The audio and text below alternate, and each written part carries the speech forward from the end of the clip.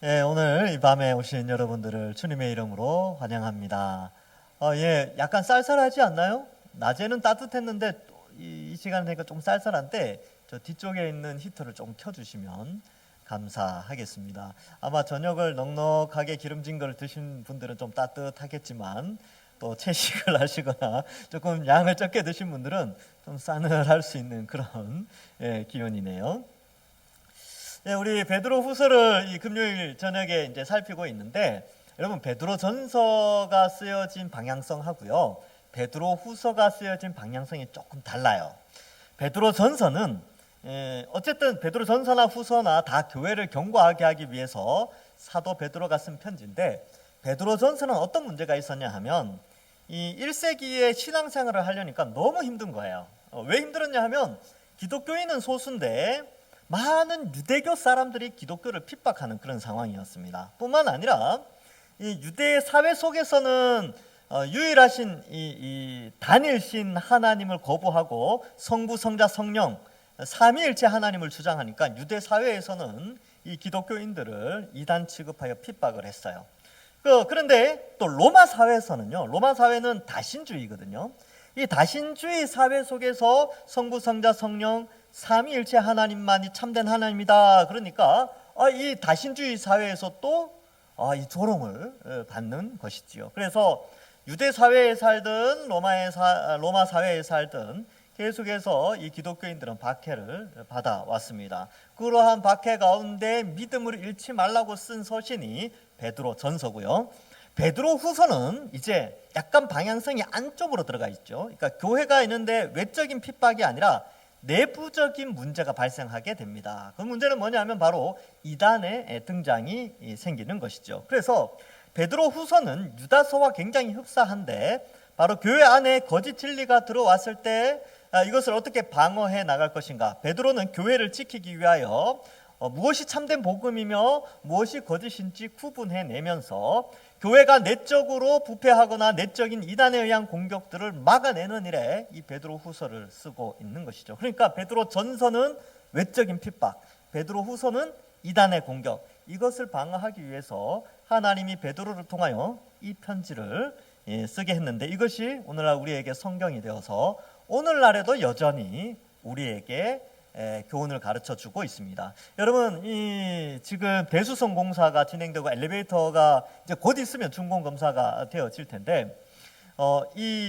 우리가 이러한 공사를 통하여서 보면서 우리도 우리 자신들을 좀 돌아보면서 우리를 어떻게 리모델링 할 수 있는 것이 무엇일까라고 생각하면서 우리가 정말로 이 복음에 있어서 제대로 서 있는가, 이 복음에 경고하지 않으면 항상 이상한 사상들이 우리를 공격해 올 때 우리는 흔들리게 됩니다. 그래서 과거에 그 이단에 있다가 오신 분들이 한 자매님의 고백이 뭐였냐면, 복음을 좀 더 잘 알았으면 좋을 뻔했다. 자기가 복음을 몰라서 이 성경에 있는 내용에 대한 제대로 된 복음을 배우지 못하여서 이단 쪽에 빠졌다가 다시 돌아오게 되었다. 이렇게 표현을 하더라고요. 그래서 많은 그때 이제 교육자들도 있고 그랬는데, 이 복음에 대한, 복음을 제대로 잘 가르쳐야 되겠구나라는 것들을 생각한 적이 있습니다. 이 베드로 후서는 바로 그러한 관점에서 우리에게 설명해주고, 이 베드로 후서를 배우면서 말미암아 우리가 성령이 우리 속에 거하시는 이 시대에 우리가 성전이 되었는데 우리는 어떻게 복음으로 리모델링 되어지고 또 경고케 되어질 것인가를 한번 생각해 보는 시간을 가지겠습니다.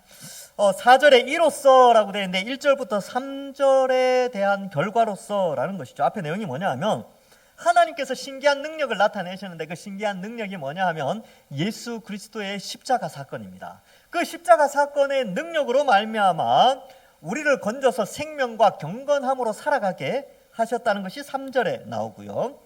하나님이 그 신기한 능력 십자가로 자신의 영광과 하나님의 덕을 나타내셨습니다. 우리가 그 신기한 능력을 알므로써, 이제 그것을 알므로써 그 보배롭고 지극히 큰 약속을 우리에게 주셨다. 이렇게 기록하고 있습니다. 그래서 하나님을 아는 것, 하나님의 신기한 능력을 알아가는 것이 바로 보배롭고 지극히 큰 약속을 우리에게 주신 것이다. 라는 것으로 연결되는 것이죠. 그러니까 이 하나님의 십자가 복음, 예수 그리스도의 십자가 복음을 알아감으로 말미암아 하나님의 약속을 깨닫게 되어지는 것입니다. 여러분, 예수님 믿으면 어떤 약속이 주어집니까? 바로 영원한 하나님 나라를 소유할 수 있는 약속이 주어지지요. 그래서 여러분, 눈에 보이는 이 세상에, 예수님 믿고 나서 이 세상에서 잘 먹고 잘 사는 약속이 아니에요. 우리에게 주어진 보배롭고 지극히 큰 약속은 바로 영원한 하나님 나라를 소유하는 약속입니다. 그래서 11절에 영원한 나라에 들어감을 넉넉히 너희에게 주시리라, 이 약속을 하게 되는 것이죠. 그래서 많은 사람들이 처음에는 잘 몰라가지고 교회 오기도 해요. 어떻게 모르냐면, 예수님 믿으면 잘 먹고 잘 산다더라, 누가 그런 소리를 했나 봐요. 그래서 이 땅에서 잘 먹고 잘 살려고 이제 교회 와서 하나님께 기도하는데, 나중에 성경 읽어보니까 이 땅이 아니라 예수님이 이 땅에 다시 오시게 되는데, 그때 이 지구가 새 하늘과 새 땅으로 변화되어지고 영원한 행복한, 모든 것이 풍요롭고 만족하며 영원히 사는 그러한 나라가 펼쳐지는, 그것이 우리에게 주어지는구나 라는 것을 깨닫게 된다는 것이지요. 그래서 보배롭고 지극히 큰 약속을 우리에게 주셨습니다. 어떻게 해요? 바로 하나님을 알므로, 예수 그리스도의 십자가 복음을 믿음으로 말미암아 이 약속을 우리에게 주신 것입니다. 그러면 뒤에 이렇게 돼 있죠. 이 약속으로 말미암아 너희가 정욕 때문에 세상에서 썩어질 것을 피하여 신성한 성품에 참여하는 자가 되게 하려 하셨느니라. 자, 이 문장 구조가 좀 어렵게 돼 있어요. 어떠냐면, 신기한 능력인 십자가 복음을 알므로 생명과 경건을 가지게 되는데, 그것 때문에 또 큰 영광스러운 약속이 우리에게 주어졌다는 거예요. 그러면 그 약속이 주어짐으로 말미암아 발생하는 우리의 삶이 어떻게 되느냐 하면, 바로 썩어진, 세상에서 썩어질 것을 피하게 되는데, 그것이 바로 정욕으로 말미암은 것이라는 것이죠. 그래서 이 세상 사람들이 정욕으로 말미암아 살아가는 이 세상에 썩어져가는 모든 문화들과 그러한 것들을 피하여 생활하게 한다는 것입니다. 피하여 신성한 성품에 참여하게 한다는 것이지요. 여러분, 사실 우리가 이 정욕이라는 것이 누구에게나 있습니다. 인간은 태어나면서 죄를 가지고 태어나기 때문에 어릴 때부터 이 정욕대로 살아가는 그런 속성이 있어요. 그런데 예수님 믿는 사람들은 이 정욕을 이제 절제하고 이 세상에 그것이 썩어질 것임을 알기 때문에 피할 줄 아는, 그러한 삶을 살게 되는 것이죠. 예전에는 이게 더러운지도 몰랐어요. 근데 나중에 보니까 더럽다라고 판단을 해서 피하게 되는 안목이 생겨나게 되는 것이죠. 지식이 들어가면 이 삶의 행동이 변하게 되는 것입니다. 그래서 여러분, 이 세상의 것은요, 정욕과 썩어질 것들이 상당히 많이 있어요. 그 욕심대로 우리가 살아가고 있다는 것이죠. 대표적인 것이 이제 그죠, 육체의 정욕, 또 눈에 보이는 이생의 자랑, 그런 거 있잖아요. 그래서 돈을 왜 많이 벌려고 합니까? 자랑하려고. 왜 인스타그램 합니까? 왜 페이스북 하는지 아세요? 자랑하려고. 그래서 저는 안 해요. 할 것도 없지만 안 합니다. 그리고 괜히 거기 들어가면 남들보다 왠지 못한 것 같아가지고 주눅 들어요. 그래서 많은 젊은 사람, 청년들이요, 그 인스타그램 때문에 결혼을 많이 안 해요. 왜냐하면 자기는 그렇게 못 살 것 같으니까. 자기는 그렇게 부유하게 행복하게 못 살 것 같으니까. 그런 소문도 있다잖아요. 이게 그 강남에서 중개업 하시는 분이 그런데요, 젊은 사람들이 와가지고 최고 비싼 집 나온 거 있냐고. 그래, 있다고. 그 이제 간다는 거예요. 가면 이제 한강도 보이고 막 그쪽 빌딩 보이고 아주 멋있대요. 거기 가가지고 사진 찍고 나온대요. 인스타그램 올린다는 거죠. 그런 과시의 시대, 그 뭐라 그럴까요? 이 세상의 정욕과 썩어서가는 그런 정욕을 추구하는 이 시대에 우리가 살고 있는 것이죠. 얼마나 황당합니까? 자, 그거 들으면서 이 인스타그램이 사람의 이 본성까지도 이렇게 참 이 왜곡시키는구나, 이런 생각을 해봅니다. 그러한 것들을 우리가 이제 분별하는 거죠. 복음을 아는 사람은요, 이 세상에 눈에 보이는 것들이 전부가 아니라는 걸 아는 거예요. 우리가 정말로 자랑하고 우리가 정말로 자부심을 가지고 살아가는 것은 바로 예수 그리스도를 우리가 믿고 있다는 것, 우리에게는 영원한 하나님 나라가 준비되어 있다는 이 사실이 우리의 인생을, 우리의 삶을 결정해 주고 있다는 것을 가르쳐 주고 있습니다. 그래서 어떻게 하느냐? 신성한 성품에 참여하는 자가 되게 하려 하셨다. 이 신성한 성품이 뭐냐면 옛날 개역 한글판에는 어떻게 번역을 했냐면 신의 성품에 이렇게 표현하고 있어요. 그래서 우리가 원래는 에덴 동산에서 하나님의 형상을 따라 만들어졌죠. 그러나 인간이 지성과 감정과 의지가 있으니까, 즉 인격체라서 하나님의 말씀에 순종할 수도 있고 거절할 수도 있었는데 아담과 하와는 거절을 했죠.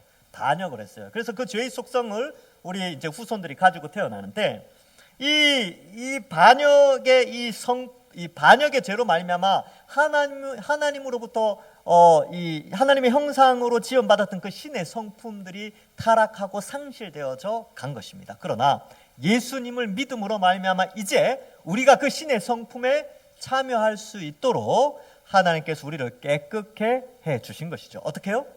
예수 그리스도의 십자가 형벌 대속의 복음을 믿음으로 말미암아 신의 성품에 동참할 수 있게 하셨다는 것입니다.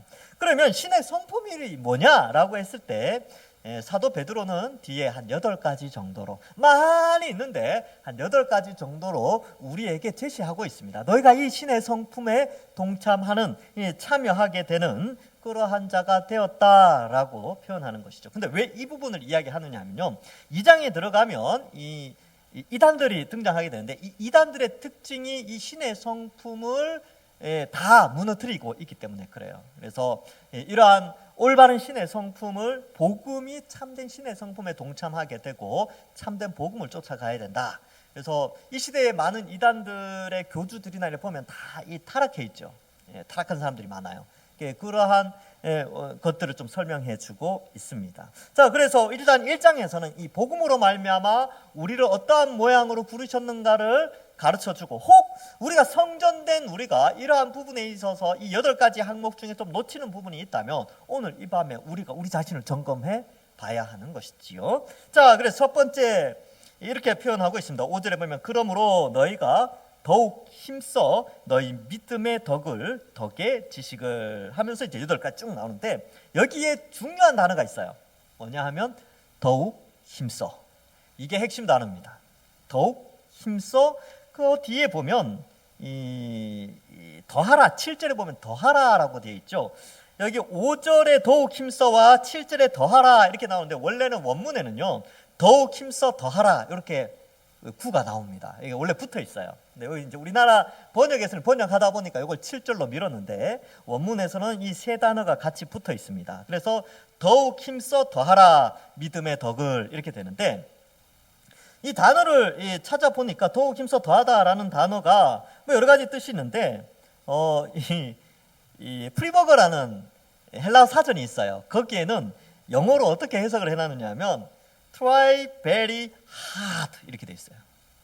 try 노력하다, very 매우, hard 아주 힘들게, 매우 힘들게 노력하라는 겁니다.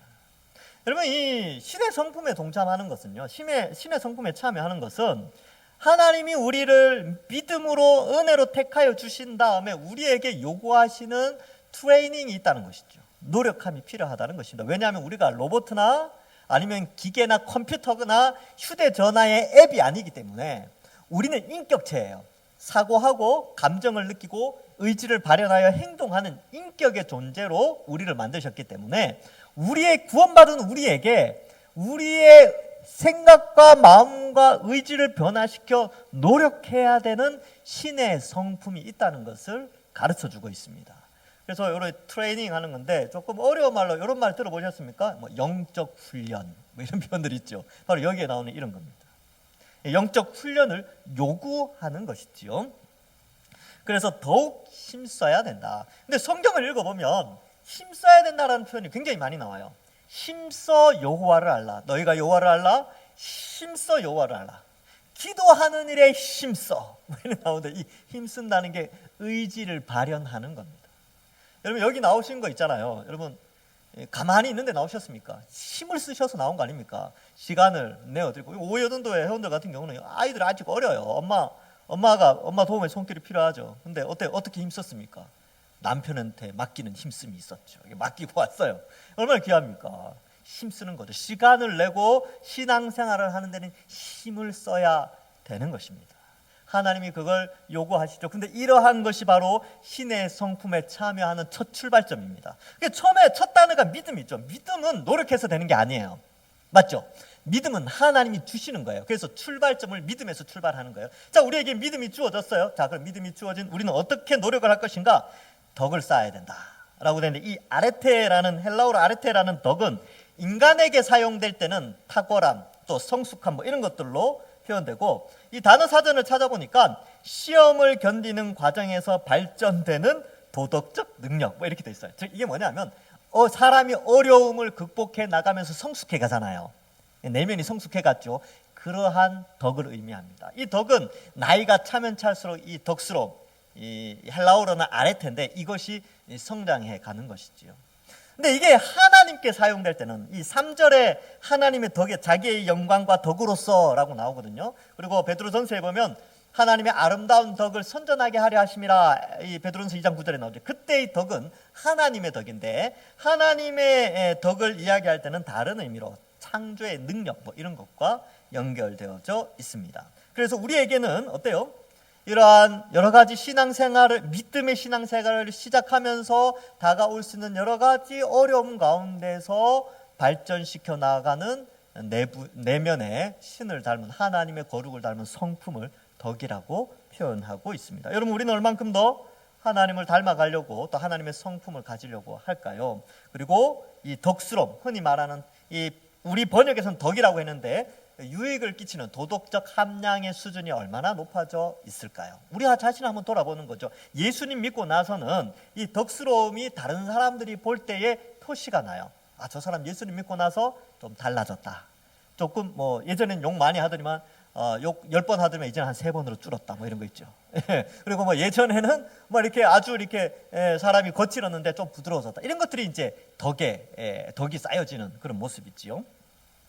그 다음에 다음에 덕에 뭐라고 되어 있냐 하면 지식을이라고 되어 있어요. 여러분, 이 베드로 후서에는 지식을 굉장히 강조합니다. 왜냐하면 이단 사상이 들어오기 때문에 하나님에 대한 바른 지식을 굉장히 강조하고 있어요. 그래서 이 지식은 하나님을 아는 지식을 표현하는데, 성도가 하나님에 대해서 너무 무지하면 이 신의 성품에 동참하는 것이 쉽지가 않습니다. 그러므로 하나님을 아는 것, 이것은 성도의 평생의 과제요, 숙제, 홈워크, 집에서 해야 할, 또 교회에서 해야 할 일입니다. 그래서 이 지식을 더해가야 돼요. 하나님을 더욱더 알아가야 되는 것이죠. 아는 건 뭐 공부하는 거죠. 공부하는 거 쉽습니다. 어렵지 않아요. 공부하는 방법, 교회에서 하나님을 알아가는 공부법 어렵지 않죠. 여러분, 자녀들한테 영어 공부, 우리 여기 이제 오여전도에 어린 자녀들한테 영어 공부 시키잖아요. 아니면 국어 공부, 한글 공부 어떻게 시킵니까? 외워라 그러잖아요. 외워라 그러고 막 지도하잖아요. 가르쳐 주잖아요. 뭐냐면 봐야 돼요. 자주 봐야지 잊어버리지 않습니다. 성경도 마찬가지고 하나님에 대한 지식도 마찬가지예요.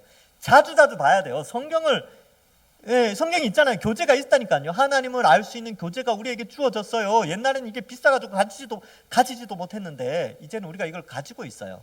그래서 읽고, 또 들을 수 있는 자리에 오고, 배울 수 있는 자리에서 배우고, 그러면 이 지식이 늘어나는 것이지요.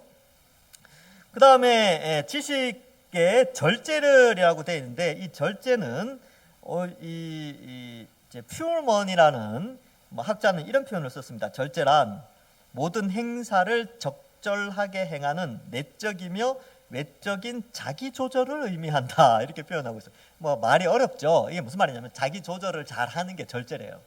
그러니까 억제를, 이게 이제 분이 있을 때도 잘 참고, 너무 기쁜데 그것도 어느 정도 절제할 줄 알고, 조절할 줄 알고, 상대방을 배려해서, 그런 것들.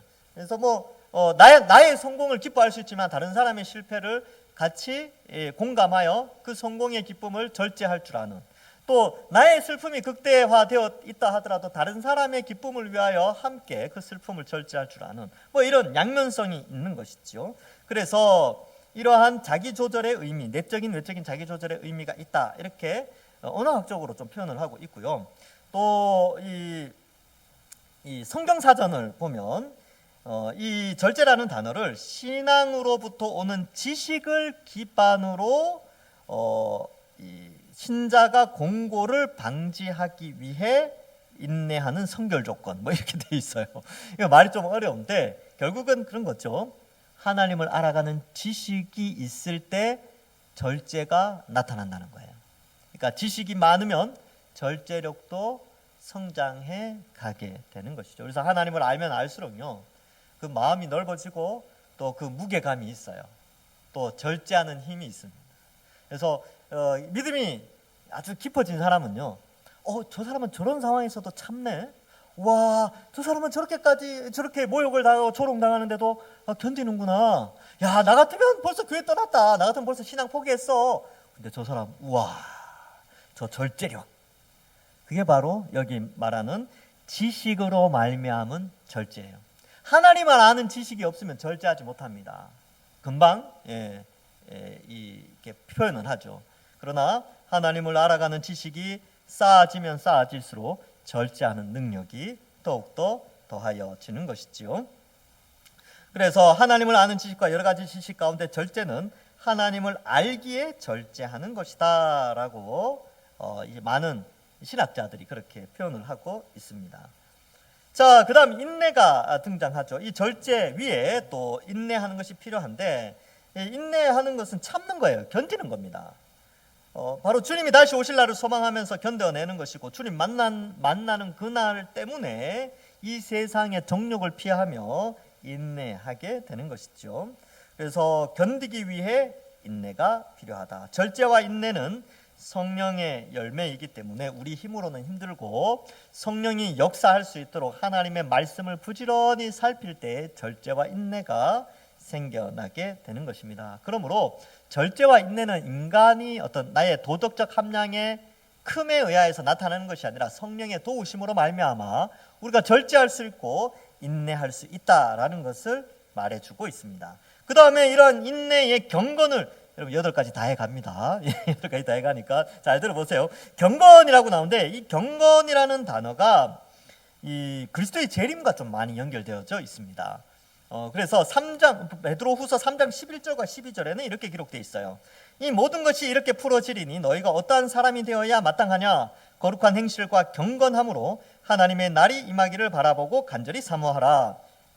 그날에 하늘이 불에 타서 풀어지고 물질이 뜨거운 불에 녹아지려니와. 아마 이 종말론 이단들이 좀 등장을 해서 이 초대교회에 문제가 있었기 때문에 베드로도 이 마지막 때에 대한, 예수님의 재림 때에 대한 종말론적인 그런 이 메시지들을 많이 전달하는데, 그 가운데 예수님이 오셔서 모든 것을 심판하기 때문에 우리의 삶 속에 거룩한 행실과 경건함이 필요하다라고 말해주고 있습니다. 여러분, 이 시대는 경건이 사라졌어요. 경건이 무너졌습니다. 많이 무너졌어요. 성벽이 무너지듯이 경건의 모든 그러한 형태들도 많이 무너져 있고, 무너진 경건의 형태들이 교회 안에 많이 들어와서 또아리를 털고 자리를 잡고 있어요. 근데 우리가 이러한 부분들도 좀 회복해야 합니다. 언어, 행동, 사고, 이 문화를 바라보는 시각, 이 모든 것들이 다 경건과 연결되어져 있는데 이러한 것들이 잘 세워져야 하는 것이죠. 괜찮다고 자꾸 받아들여. 그 정도는 괜찮다. 이제 뭐 그런 거 있죠. 제가 어릴 때만 해도 TV에서 남녀가 뽀뽀하는 장면만 나와도 우리 형님이 제 눈을 가렸어요. 뽀뽀 안 해요. 뽀뽀 안 하는데 뽀뽀하려고 이러다고 화면이 바뀌는데도 제 눈을 탁 가렸어요. 그 정도로 좀 뭐라 그럴까요? 좀 엄격한 시대 분위기였는데 지금은 뭐 이 인터넷 손안에 컴퓨터가 들어오면서 어린 아이들까지도 어쩌면 이 경건이 무너진 시대에 우리가 다 노출되어 있지 않을까, 이런 생각을 해보게 됩니다. 이런데 우리가 이럴 때에 이 성경 말씀을 통하여 경건하게 살아가는 거, 이거 다시 한번 생각해 봐야 합니다. 경건함, 그렇죠? 그래서 우리의 삶 속에 이 경건한 생각들, 그리고 경건한 마음들, 하나님을 향한 하나님의 백성으로서의 마음가짐과 행동들은 어떠해야 될 것인가, 이것을 생각해 봐야 하는 것이지요. 그래서 어떻게 인내할 것인가, 어떻게 절제할 것인가, 바로 경건의 모습으로 절제하고 인내하는데, 이 경건의 내용은 뭐냐 하면 바로 성경에 자세하게 기록되어 있습니다. 도덕적 인간의 상식 수준에 머무르는 도덕이 아니고 하나님의 기준에 의하여서, 말씀의 기준에 의해서 살아가는 삶의 형태들이 바로 경건이다라는 것이지요. 자, 그래서 우리는 이런 경건함을 갖춰야 되고, 그 다음에 이런 경건을 바탕으로 형제 우애를 할 수 있습니다. 형제 우애, 그리스도인들의 지체 사랑. 우리 형제, 여기 이제 형제 자매들 우애 있게 지내는 거죠. 왜냐하면 하나님이 아버지고 우리가 형제이기 때문에 이러한 삶을 사는 것이죠. 여러분, 형제간이 있으면, 형제간에 싸우면요, 부모 마음이 찢어집니다. 왜냐하면 같은 자녀들인데 그리고 또 명절에 막 크게 다투고 다시는 얼굴 안 볼 것처럼 다투고 떠나버리잖아요. 그러면 부모 마음이 찢어진대요. 제가 옛날에 드라마 본 적이 있습니다. 그렇게 하는 거. 그러니까 그럴 것 같아요. 부모가 되어 보니까 그런 것 같아요. 자녀들이 막 다퉈가지고 부모 앞에서 막 소리 지르고 막 그러면 마음 아프겠죠. 하나님도 똑같습니다. 예수 그리스도의 십자가 형벌 대속에 그 보혈의 피로 우리를 다 건져주셨는데 우리끼리 막 싸워, 우리끼리 막 다퉈. 그러면 하나님 마음이 얼마나 아플까요? 그러니까 신의 성품에 참여하는 것 가운데 이 형제 우애가 자리 잡고 있는 것이죠. 근데 이 단어가 뭐냐 하면 여러분 잘 아는 단어입니다. 이 헬라어 단어는 이 형제 우애, 형제 사랑이라는 단어의 헬라어가 뭐냐 하면 필라델피아예요. 필라델피아 아시죠? 필라델피아 도시 이름으로 알고 계시는데 필라델피아라는 헬라어가 형제 사랑 이런 뜻입니다. 그래서 우리에게 이런 돈독한 사랑을 요구하죠. 왜냐하면 이단과 싸워야 되죠. 외부의 핍박과 싸워야 되는데 그 힘이 스스로 혼자에게는 없어요. 같은 공동체 안에서 힘을 얻는 것이죠. 전우애. 그래서 이 전우애가 필요한 것이죠. 여러분, 고난을 겪으면요, 같은 고난을 겪으면 같은 서로 격려하는 그런 전우애가 생기는 거예요. 전우애 언제 생기냐면 같이 고생할 때 생겨요. 그리고 다음 마지막으로 사랑. 여기 나오는 사랑은 아가페인데 바로 하나님의 절정의 거룩함이죠. 하나님의 거룩함의 절정은 사랑입니다. 그래서 어땠습니까? 어떻게 하셨어요? 성자 하나님이 우리의 모습으로, 피조물의 모습으로 이 땅에 오셨다니까요. 이 우주를 창조하신 하나님이 이런 낮고 천한 우리 인간의 모양으로 오셨어요. 마리아의 뱃속에 그것도 40주 동안 계시면서 창조주가 그런 공간의 제약을 받으면서 그 속에 있었죠. 그리고 출생하셨는데 인간의 어릴 때 그 연약함을 그대로 다 가지고 배고픔과 피곤함을 다 느끼시고 낮아지셨죠. 그리고 십자가에 달려 피 흘려 죽기까지 그 고통을 당하시고 수치를 당해 주셨습니다. 그것이 바로 하나님의 아가페 사랑인데 우리도 그 사랑을 본받아야 된다라는 것을 말해주고 있습니다. 그래서 하나님의 사랑에 동참한다는 것은 어쩌면 이것은 부모가 자식을 위한 사랑과 아주 흡사합니다. 저는 그게 이제 선물이라고 생각해요. 그 부성애나 모성애가 있지 않습니까? 이게 굉장히 강력하게 발휘되는데 그것이 바로 하나님이 우리를 사랑하는 것을 우리 인간에게 알려주는 아주 큰 은혜의 수단이다. 저는 그렇게 생각을 해요. 그러한 부성애와 모성애를 가지고 성경을 읽을 때 하나님의 마음을 알게 됩니다. 그 사랑의 아가페의 사랑을 깨닫게 되는 것이죠. 우리도 그러잖아요. 차라리 내가 아팠으면 좋겠다. 애가 아프면 부모 마음이 어때요? 차라리 내가 아팠으면 좋겠다. 자녀들이 다 지옥을 향해 가는데 하나님 마음이 어땠을까요? 차라리 내가 지옥의 고통을 당하고 저들을 자유롭게 했으면 좋겠다. 그래서 예수님이 오셔서 지옥의 고통과 수치를 다 당하시고 십자가에 달려 죽으신 것이죠. 그것이 바로 아가페의 사랑입니다. 그 사랑이 우리에게 요구되어지는 것이죠. 이제 우리도 하나님을 사랑하는 마음을 가지고 많은 영혼들을 구원하기 위해 그 아가페의 사랑을 실천하고 아낌없이 주고 대가 없이 주는 그런 사랑을 교회 공동체 안에서 나타내기를 원하시는 것이지요.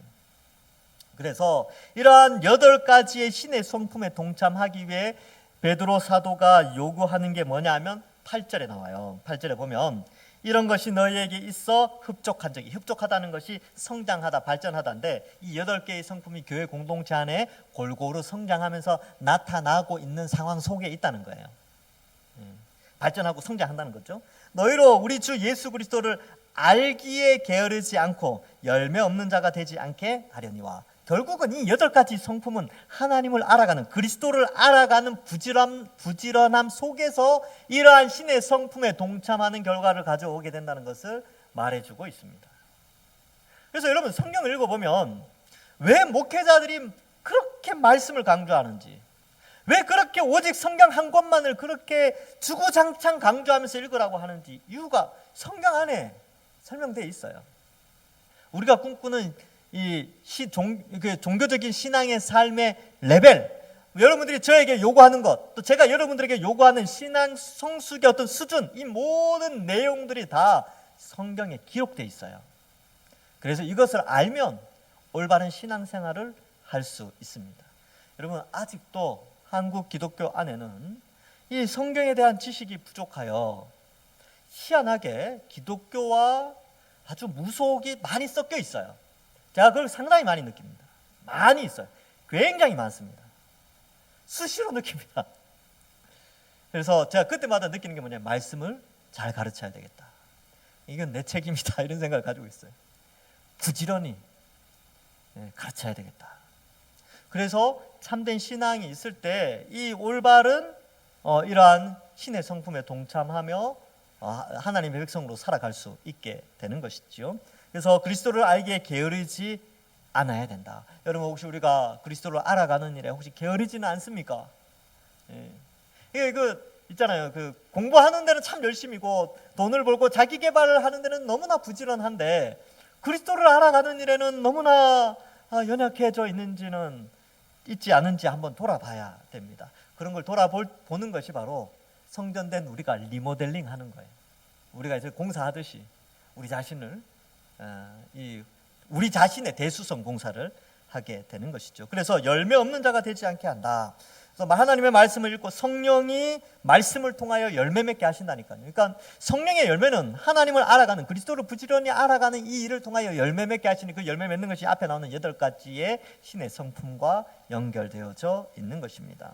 9절에 이런 것이 없는 자는 맹인이라 멀리 보지 못하고 그의 옛죄가 깨끗하게 된 것을 잊었느니라. 그러니까 이 그리스도를 알기에 게으르면 이렇게 된다는 거예요. 그리스도를 알아가는 일에 너무나 게으르게 있으면 앞을 보지 못하는 거죠. 그러니까 어떻게 됩니까? 앞을 보지 못하니까 걸려 넘어지기도 하고, 답답하게 살아가는, 남들 벌써 저 앞에 가는데 아직도 이렇게 더듬거리고 앉아 있는 것이지요. 그리스도를 아는 일에 게으르면 그런 일이 벌어지는 것입니다. 여기 오늘 잘 오셨습니다. 이제 성경 좀 읽어보십시오. 바쁘신 거 압니다. 알아요. 성경 언제 읽는 거냐면 바쁠 때 읽고 피곤할 때 읽는 겁니다. 건강할 때는, 컨디션 좋을 때는 놀아야죠. 놀고, 원래 놀아야 되니까 논다고 성경을 못 봐요. 그러면 성경 언제 읽어야 됩니까? 피곤할 때 읽으셔야 돼요. 오늘 집에 가시면 피곤하시겠죠? 그럼 무슨 생각 하셔야 된다고요?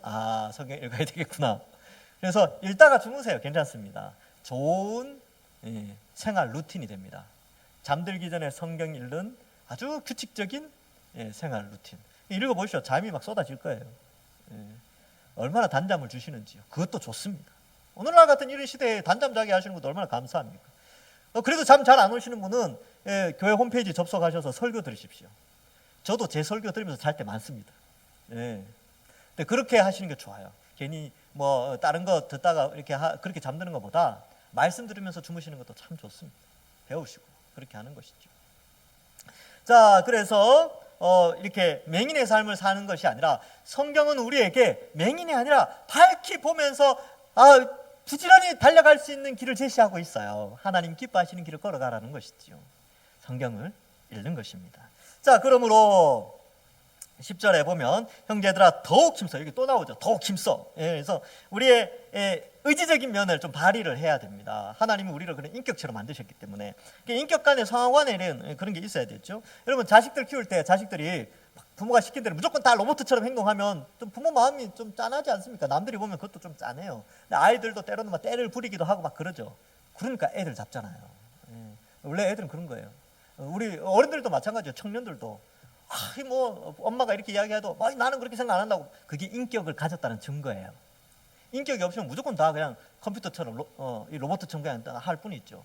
여러분, 우리에게 인격이 있다는 것은요, 뭔가 노력할 수 있고 애쓰고 힘쓸 수 있는 존재라는 것입니다. 근데 하나님이 그 인격에 뭐라고 말씀하시냐면, 그렇다, 너희가 좋은 인격을 가지고 있는데 좋은 신의 성품에 하나님을 알아가는 것에 한번 힘을 써 보라는 것이죠.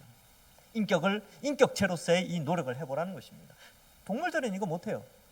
힘쓴다? 아니요. 동물들은 본능에 의해서 살아가기 때문에 힘쓰지 못하고 강압에 의해서 훈련될 수는 있지만 스스로 애쓰고 노력하는 것은 불가능합니다. 근데 우리는 하나님의 형상을 닮은 인격체이기 때문에 더욱 힘쓸 수 있는 존재입니다. 자, 그래서 힘써 부르심과 택하심에 굳게 하라. 왜냐하면 이단들이 이 부르심과 택하심을 흔들어 놓거든요. 이단들이 우리 접근할 때 그러잖아요. 너 구원받았냐? 너 죄인이냐? 아니냐? 뭐 이런 거 질문하면서 우리 구원을 막 흔들어 놓거든요. 근데 계속해서 우리에게 부르심과 택하심을 굳게 하라는 거죠. 이 굳게 하는 방법은 그리스도를 알아갈 때, 복음이 무엇인지 알 때 이 믿음에 흔들리지 않게 됩니다. 그래야 실족하지 않는다. 즉 믿음에서 떨어져 나가지 않게 된다는 것이죠. 11절 이같이 하면 우리 주 곧 구주 예수 그리스도의 영원한 나라에 들어감을 넉넉히 너희에게 주시리라. 10절과 11절은 이단 사장이 교회 안에 들어왔을 때 흔들어 놓는 것, 우리의 믿음을 흔들어 놓거든요. 내가 이러다가 이단들이 그런 거예요. 뭘 유혹하냐면, 너 구원 못 받을 수도 있어. 너 지금 교회 나가면 구원 못 받을 수 있는데 우리 단체로 와. 그렇게 꼬신단 말이죠. 이게 뭐냐면 너의 부르심과 택하심에 굳게 하지 않을 때 그런 유혹에 넘어가게 되는 거예요. 그래서 베드로가 부르심과 택하심을 굳게 하라. 이 부르심과 택하심은 우리의 노력에 의해서 결정된 것이 아니라 하나님의 주권적인 은혜로운 자유로운 선택에 의해서 부르심과 택하심을 받았어요. 이것은 바로 복음에 의해서 부르심을 받았는데 이 복음에 흔들리지 않으면 그 어떤 이단의 유혹이 와도 흔들리지 않습니다. 그래서 복음이 중요한 것이죠.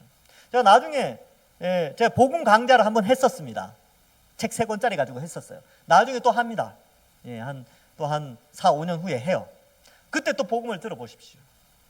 왜냐하면 복음은 들으면 들을수록 우리를 더욱더 그 부르심과 택하심에 경고케 하기 때문에 그렇습니다. 말씀을 맺습니다. 여러분, 오늘 말씀을 통하여서 우리는 어쩌면 이 대수성 공사를 하면서 우리의 무너진 부분, 우리가 리모델링 해야 될 부분이 있지 않은가 한번 자신을 돌아보면서 혹 내가 이 신의 성품에 동참하는 이 일에 너무나 게을르지 않았는지, 말씀을 가까이 하지 않고 그리스도를 알아가는 것에 좀 게으르지는 않았는지 우리 자신을 돌아보는 것이죠. 만약에 그것이 게을렀다면 우리는 맹인의 삶을 살아가고 있었거나 혹은 앞이 잘 보이지 않아서 믿음이 잘 자라가야 되는데 그 속도가 굉장히 누트어진 그런 상태일 수 있습니다. 그러나 이제 여러분, 우리는 그리스도를 알아가는 일에, 여기 그리스도를 알기에 게으르지 않고 신의 성품에 참여하여서 이러한 그리스도의 형상을 닮아가고 또 우리를 부르시고 택하신 그 복음의 능력으로 부르시고 택하신 그 믿음에 견고하게 서서 우리의 신앙에 굳건하게 서서 믿음 생활 잘하여 우리의 신앙도 우리의 믿음도 우리의 이 성전된 우리도 이 리모델링 되어지는 이 건물처럼 아름답게 지어져서 하나님께 영광 돌리시는 모든 주의 백성들 되기를 주님의 이름으로 간절히 축원합니다. 기도하겠습니다. 하나님 아버지, 은혜를 감사합니다. 우리를 택하시고 구원하여 주셔서 하나님 자녀 삼으시고 우리를 성전 삼아 우리도 이 시대 가운데 말씀을 통하여 리모델링 되어 가며 또 말씀을 통하여 그리스도를 알아갈 수 있도록 은혜 내려주시니 감사합니다. 오늘 특별히 말씀을 통하여서 보배롭고 지극히 큰 약속을 바라보며 이 세상의 정욕으로 말미암아 썩어져 가는 것들을 피하며 하나님의 성품에 동참하여 그리스도를 알아갈 수 있도록 은혜 내려주셨사오니 앞으로 우리의 믿음이 조금씩 자라게 하시고 또 더욱더 풍성하여져서 하나님이 기뻐하시는 삶을 살아가는 저희들 다 될 수 있도록 은혜 내려 주옵소서. 감사드리옵고 예수님의 이름으로 기도하옵나이다. 아멘.